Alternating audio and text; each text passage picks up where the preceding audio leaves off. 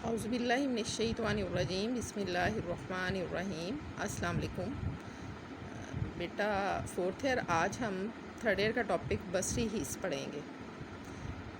بصری اللہ تعالیٰ نے انسان کو حواس خمسہ سے نوازا ہے۔ یہ حواس خمسہ جو ہیں ان میں آنکھ دیکھنے کے کام کرتی ہے، کان سننے کا کام کرتے ہیں، زبان چکھنے کا، جلد محسوس کرنے کا، اور جو ناک ہے وہ سونگھنے کا کام کرتا ہے۔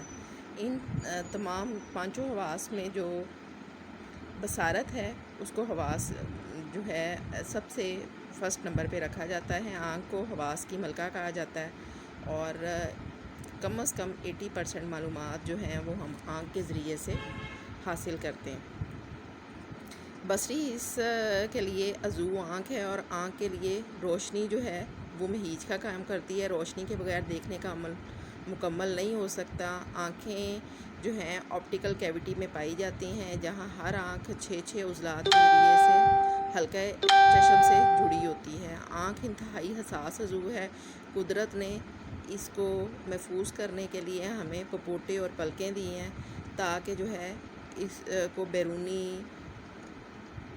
گرد و غبار سے اور پسینے سے محفوظ رکھا جا سکے۔ اگر ہم آنکھ کس طریقے سے فنکشن کرتی ہے اس کو جاننا چاہتے ہیں تو ہمیں اس کی ساخت کے بارے میں پہلے جاننا پڑے گا، اور اس کی ساخت کی مدد سے ہم جو ہے اس کے وظائف کو جان سکتے ہیں۔ آنکھ جو ہے اس میں 3 تہیں یا 3 پردے پائے جاتے ہیں۔ بیرونی پردہ جو ان سے ہے وہ سلبیہ کہلاتا ہے۔ سلبیہ یا سفید پردہ اس کو کہتے ہیں سیکلیروٹک کوٹ، جبکہ جو دوسرا پردہ ہے اس کو کروئڈ کوٹ یا عروقی پردہ کہتے ہیں، اور تیسرا پردہ جو ہے وہ جالدار پردہ یا ریٹینل کوٹ کہلاتا ہے۔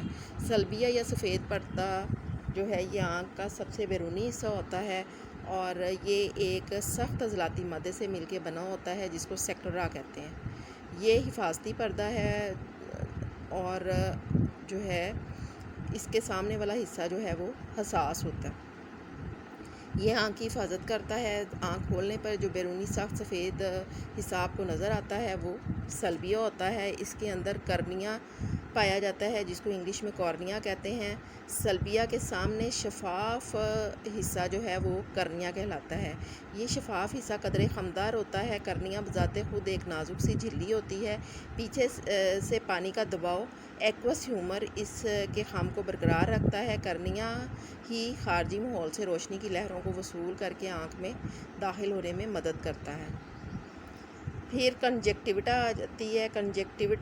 کنجکٹیوا جو ہے وہ کرنیا کے اوپر ایک بہت باریک سی حفاظتی جھلی ہوتی ہے جسے ہم کنجکٹیوا کہتے ہیں۔ یہ جھلی کرنیا کی اضطراری حرکت میں مدد کرتی ہے۔ پھر دوسرا پردہ آ جاتا ہے جس کو ہم مشمیا یا عروقی پردہ کہتے ہیں، کروئڈ کوٹ۔ یہ آنکھ کی درمیانی تہہ یا درمیانی پردہ ہے۔ یہ سیاہ اور یا گہرے بھورے رنگ کا ہوتا ہے۔ مشمیا میں پگمنٹ پایا جاتا ہے، اور اس پگمنٹ کی وجہ سے ہمیں آنکھ جو ہے وہ مختلف رنگوں میں محسوس ہوتی ہے۔ مختلف لوگوں کی آنکھوں کا رنگ مختلف ہوتا ہے۔ مشمیا میں آنکھ کی باریک نالیاں پائی جاتی ہیں جو کہ آنکھ کو خوراک ملا آکسیجنیٹڈ خون مہیا کرتی ہیں، یعنی خون اور جو خون ہوتا ہے اس میں خوراک اور آکسیجن دونوں ملے ہوتے ہیں جو کہ آنکھ کو زندہ رکھنے کا باعث بنتے ہیں۔ اس مشمیا میں سب سے پہلے آئرس آ جاتا ہے جس کو قزقیہ کہتے ہیں۔ عروقی پردے کا جو سامنے والا حصہ ہے وہ قزقیہ کہلاتا ہے۔ یہ کرنیا کے پیچھے ہوتا ہے، اور کرنیا یہ جو قزقیہ ہے یہ آنکھ کی رنگ کا تعین کرتا ہے۔ بھورے، سیاہ، نیلے، سبز، ٹھیک ہے، یہ سارے رنگ جو نظر آتے ہیں یہ قزقیہ کی وجہ سے ہمیں نظر آتے ہیں، اور قزقیہ پتلی کے سامنے کے ساتھ مل کر آنکھ میں داخل ہونے والی روشنی کو کنٹرول کرتا ہے۔ یہ اصل میں یہ ہے کہ اگر آنکھ میں روشنی زیادہ مقدار میں داخل ہو جائے تو بصارت دھندلی ہو جاتی ہے۔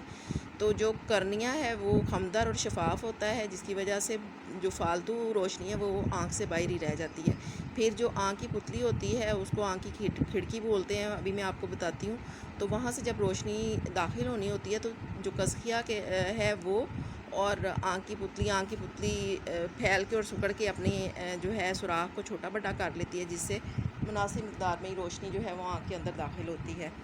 قزقیہ میں نے جیسے کہ آپ کو بتایا کہ یہ کلرفل پگمنٹ آف آئی ہے اور مختلف رنگوں کا ہوتا ہے، اور قزقیہ سے اگلا حصہ جو ہے وہ پتلی یا پیوپل کہلاتا ہے۔ پتلی جو ہے وہ قزقیہ کے درمیان میں ایک سوراخ ہوتا ہے جسے آنکھ کی پتلی کہتے ہیں۔ قزقیہ کا کام جو ہے وہ پتلی کو پھیلانا اور سکڑانا ہوتا ہے۔ کم روشنی میں قزقیہ سمٹ جاتا ہے اور پتلی کا سوراخ جو ہے وہ کھل جاتا ہے، جبکہ تیز روشنی میں کیا ہوتا ہے کہ قزقیہ جو ہے وہ پھیل جاتا ہے، جس کی وجہ سے پتلی جو ہے اس کا سوراخ چھوٹا ہو جاتا ہے۔ پتلی کے سوراخ سے ہی آنکھ میں روشنی داخل ہوتی ہے۔ تیز روشنی میں پتلی سکڑ جاتی ہے اور روشنی کی کم مقدار کو آنکھ میں داخل ہونے دیتی ہے، اور کم روشنی میں پتلی پھیل جاتی ہے اور آنکھ میں زیادہ روشنی کو داخل ہونے دیتی ہے۔ اس طرح سے ہمیں جو ہے دھندلاہٹ کے بغیر واضح شبکیہ جو ہے نا وہ پردہ چشم پہ حاصل ہوتی ہے۔ آپ نے اکثر دیکھا ہوگا کہ جب لائٹ جاتی ہے تو ہمیں تھوڑی دیر کے لیے کچھ نظر نہیں آتا اور اس کے بعد ساری چیزیں نظر آنا شروع ہو جاتی ہیں۔ تو وہ کیا ہوتا ہے کہ آنکھ کی پتلی ایک مناسب سائز میں ہوتی ہے، جیسے ہی لائٹ جاتی ہے تو آنکھ کی پتلی جو ہے وہ پھیل جاتی ہے اور اس کا سوراخ بڑا ہو جاتا ہے اور زیادہ سے زیادہ روشنی اندر انٹر ہوتی ہے، جس کی وجہ سے ہمیں ارد گرد کی چیزیں ایک ہی لمحہ بعد واضح اور صاف نظر آنا شروع ہو جاتی ہیں۔ اور اسی طرح سے اگر آپ دھوپ میں کھڑے ہو تھوڑی دیر اور وہاں سے چھاؤں میں آؤ تو ایک لمحے کے لیے آپ کو کچھ نظر نہیں آتا، کیونکہ آنکھ کی پتلی جو ہے وہ سکڑی ہوتی ہے اور اس کا سوراخ چھوٹا ہوتا ہے۔ جیسے ہی ہم جو ہے چھاؤں میں آتے ہیں تو وہ جو ہے وہ اس کو اپنا مناسب سائز اٹین کرنے کے لیے جو ہے وہ کیا کرنا پڑتا ہے، وہ کیونکہ پھیلا ہوتا ہے تو اس کی وجہ سے جو ہے روشنی آنکھ میں داخل نہیں ہو رہی ہوتی، سوراخ چھوٹا ہوتا ہے تو ہمیں ایک لمحے کے لیے چیزیں نظر نہیں آ رہی ہوتی ہیں، اور پھر وہ اپنے نارمل سائز کو اٹین کرتی ہے آنکھ کی پتلی، اور ہمیں ارد گرد کی چیزیں جو ہیں وہ نظر آنا شروع ہو جاتی ہیں۔ آنکھ کی پتلی پھر آ جاتے ہیں سلیری مسلز یا مژگانی عضلات۔ سلیری مسلز جو ہیں وہ قزقیہ کے ساتھ مژگانی عضلات پائے جاتے ہیں۔ یہ قزقیہ کی حرکت میں مدد کرتے ہیں۔ قزقیہ کو روشنی کی مقدار کنٹرول کرنے کے لیے جب سکڑنا یا پھیلنا ہوتا ہے تو یہ مژگانی عضلات یہ کام جو ہے سر انجام دیتے ہیں۔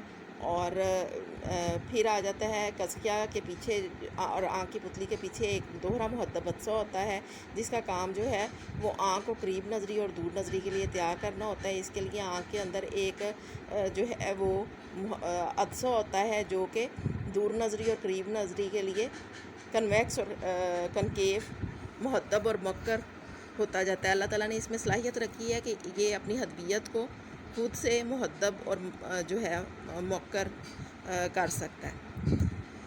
دور کی بصارت کے لیے عدسہ جالدر پردے پر محیج اشیاء کا واضح عکس بنانے کے لیے اپنی ہیئت تبدیل کرتا ہے۔ اس صورت میں عدسہ درمیان سے باریک اور کناروں سے موٹا ہو جاتا ہے۔